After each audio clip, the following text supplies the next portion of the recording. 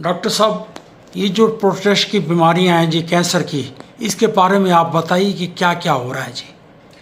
नमस्कार दोस्तों, मेरा नाम डॉक्टर राजीव कुमार सेतिया है, director and head in department of urology and kidney transplantation hospital.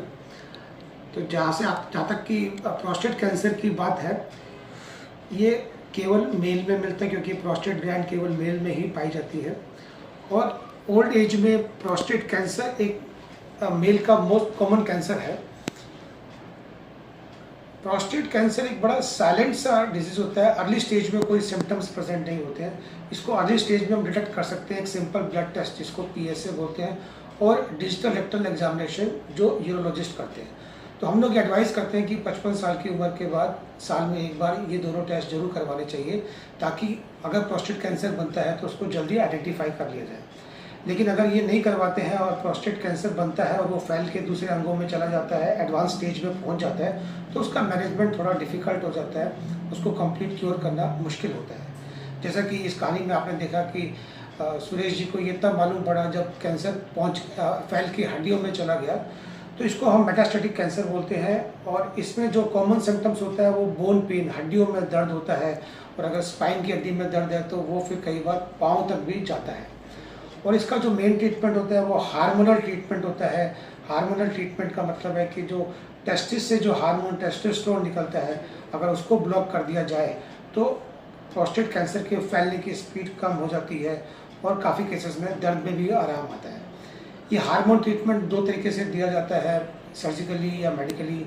Surgically का मतलब है कि दोनों टेस्टिस निकाल देते हैं, जो कि एक बेटर ऑप्शन है। दूसरा ऑप्शन होता है कि या तो हर महीने या हर 3 महीने या हर 6 महीने पे इंजेक्शन लगते हैं, या आजकल हार्मोन की टैबलेट्स आ गई है, वो देकर के भी हार्मोन ट्रीटमेंट दिया जा सकता है। तो ज़्यादातर हार्मोन ट्रीटमेंट से prostate cancer, metastatic prostate cancer के पेशेंट्स में बहुत आराम आता है।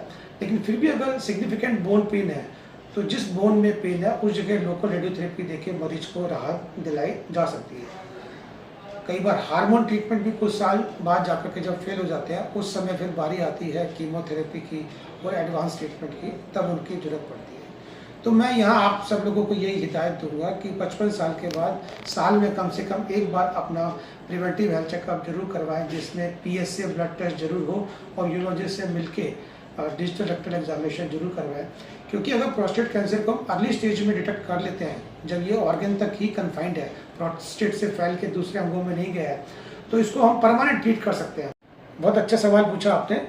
तो उस बारे में मैं ये कहना चाहूँगा कि यूजुअली हम हिदायत देते हैं कि 55 साल की उम्र के बाद साल में एक बार प्रिवेंटिव हेल्थ चेकअप करके जरूर इसके लिए पता करना चाहिए।